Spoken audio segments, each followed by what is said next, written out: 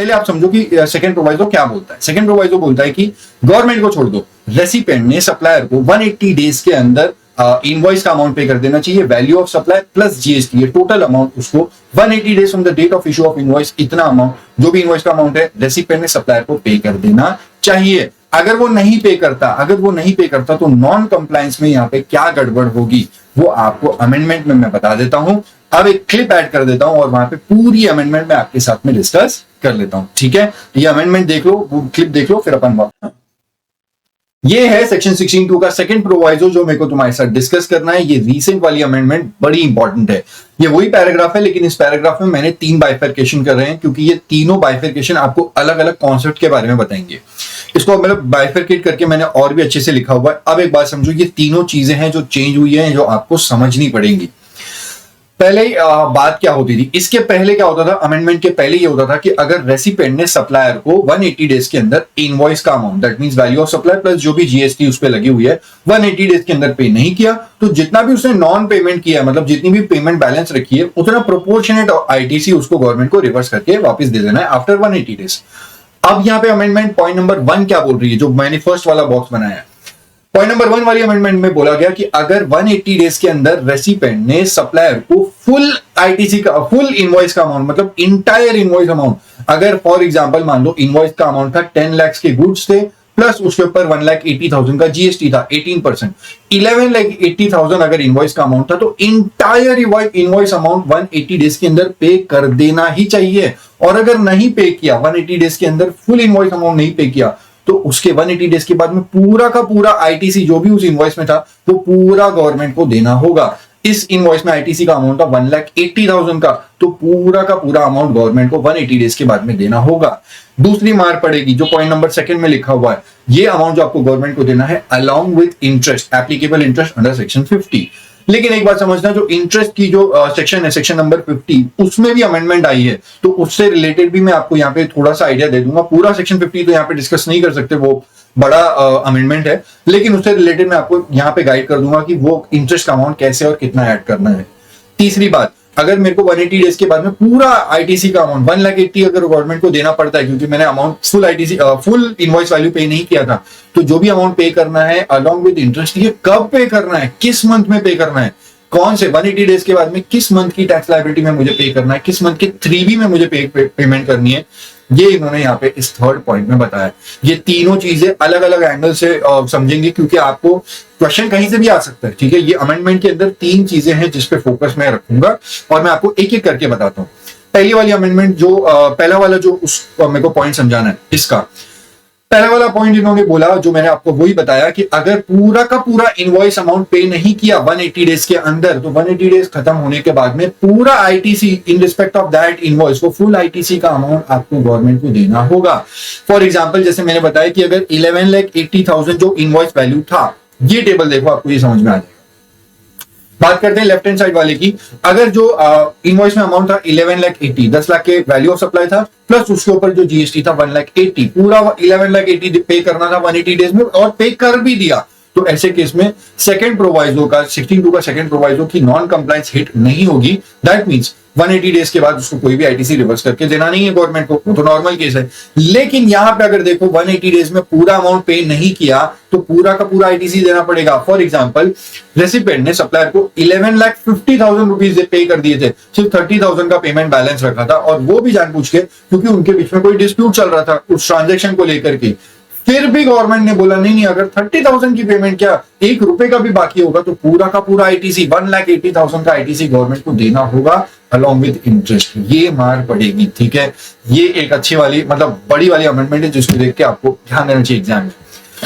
दूसरी बात इंटरेस्ट को लेकर के है। मैं इंटरेस्ट का पूरा कॉन्टेक्स्ट यहाँ पे डिस्कस नहीं कर रहा हूं, मैंने सिर्फ सेक्शन 50 का एक्सट्रैक्ट लाके यहाँ पे रखा हुआ है। जब आईटीसी की बात होती है, आईटीसी जब आपने किसी पर्सन ने रॉन्गली अवेल किया और बाद में उसको गवर्नमेंट को रिवर्स करके देना पड़ता है, तो यहाँ पे इंटरेस्ट जब लगेगा तो वो सेक्शन 50 के सबसेक्शन 3 के हिसाब से लगेगा। इसको 53 बोलते हैं। 53 मतलब 53 नहीं, 50 ब्रैकेट में 3, ठीक है। तो यहाँ पे कब इंटरेस्ट पे करना है और नहीं पे करना है। अब बात करते हैं लेफ्ट हैंड साइड वाले में, कब पे करना पड़ता है। अगर आईटीसी अवेल किया एंड यूटिलाइज अवेल करने के बाद उसको यूटिलाइज भी कर लिया, तो इंटरेस्ट देना होगा। जब भी आपको गवर्नमेंट को वो वापस देना पड़ता है आईटीसी का अमाउंट, अलॉन्ग विथ इंटरेस्ट देना होगा। लेकिन अगर हम राइट हैंड साइड की बात करें, आईटीसी अवेल तो किया था लेकिन यूटिलाइज नहीं किया, तो इंटरेस्ट पे करने की जरूरत नहीं आएगी। ठीक है, ऐसे केस में मान लो 180 डेज एक्सपायर हो गए, आपने आईटीसी अवेल किया, यूटिलाइज नहीं किया, तो 180 डेज खत्म होने के बाद में आपको सिर्फ आईटीसी का अमाउंट देना है, इंटरेस्ट उस पर नहीं देना है। ठीक है, ये एक अच्छी अमेंडमेंट है, सेक्शन 53 में इसको पूरा कवर अप करेंगे। लेकिन अब बात करते हैं अगर पे करना है तो कितना पे करना है। 50 का सबसेक्शन 3 अप्लाई हो जाता है, पीआरटी, वो तो मैंने अपने वर्ड से लिखा है, हम स्कूल में भी पढ़ते थे कि जब भी इंटरेस्ट का कैलकुलेशन है तो आपको 3 वैल्यूज पता होनी चाहिए। What is the principal amount, किस वैल्यू पे इंटरेस्ट लगेगा, दूसरा what would be the rate of interest, और तीसरा what would be the period, कितने पीरियड के लिए इंटरेस्ट पे करना है। तीनों बातों पे बात करते हैं। किस अमाउंट पे पे करना होगा इंटरेस्ट, तो इन्होंने यहाँ पे बोला कि जितना भी आईटीसी यूटिलाइज किया है उस यूटिलाइज वाले आईटीसी पे आपको पेमेंट करना होगा।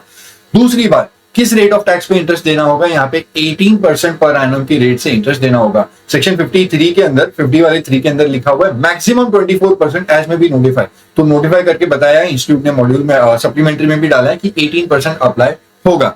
तीसरी बात, what would be the time period, अगर आपको आईटीसी वाले के लिए इंटरेस्ट पे करना है जो आपने रॉन्गली अवेल किया और यूटिलाइज किया, तो आपको जिस दिन से देना है आपको इंटरेस्ट पे करना है from the date of utilisation of ITC till the date of payment to the government. ये बात सेक्शन 16 का सेकंड प्रोवाइजो में नहीं लिखी है, ये बात रूल 37 में भी नहीं लिखी है, ये बात इंटरेस्ट वाले सेक्शन में है। मैंने वहां पे बस आपको कनेक्ट किया है कि अगर इंटरेस्ट लगता है तो सेक्शन 50 के हिसाब से लगता है, और सेक्शन 50 का सबसेक्शन 3 क्या बोलता है, जब आपको इंटरेस्ट पे करना होता है on the amount of ITC which was wrongly availed and utilise. ठीक है, ये सेक्शन 50 की बात है जो मैंने यहाँ पे कनेक्ट कर दी।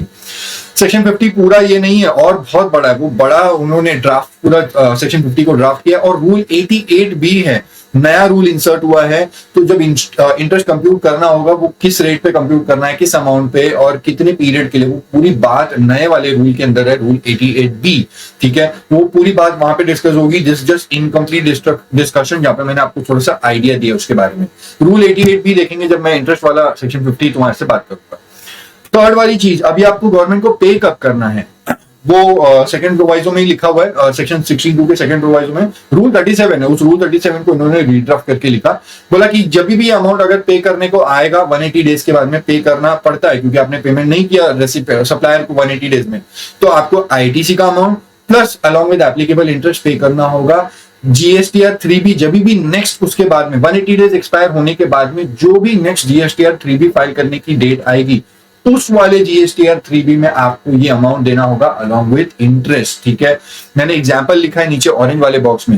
मान लो अगर 9 जनवरी को 180 डेज एक्सपायर हो गए, तो 9 जनवरी के बाद में कौन सा 3B आने वाला है, जनवरी 20th को आपको दिसंबर 22 वाले 3B फाइल करने की डेट होती है 20 जनवरी तक। तो 9 जनवरी के बाद में इमीडिएटली जो दूसरा नेक्स्ट वाला 3B आने वाला है वो दिसंबर का 3B फाइल करना होगा आपको, तो उस दिसंबर वाले 3B में आपको ये अमाउंट ऐड करके गवर्नमेंट को दे देना होगा। जो भी आपने आईटीसी मतलब गवर्नमेंट को रिटर्न करना है फुल वाला 180 अपने एग्जांपल के हिसाब से प्लस एप्लीकेबल इंटरेस्ट, ये वाले 3B में आपको देना होगा।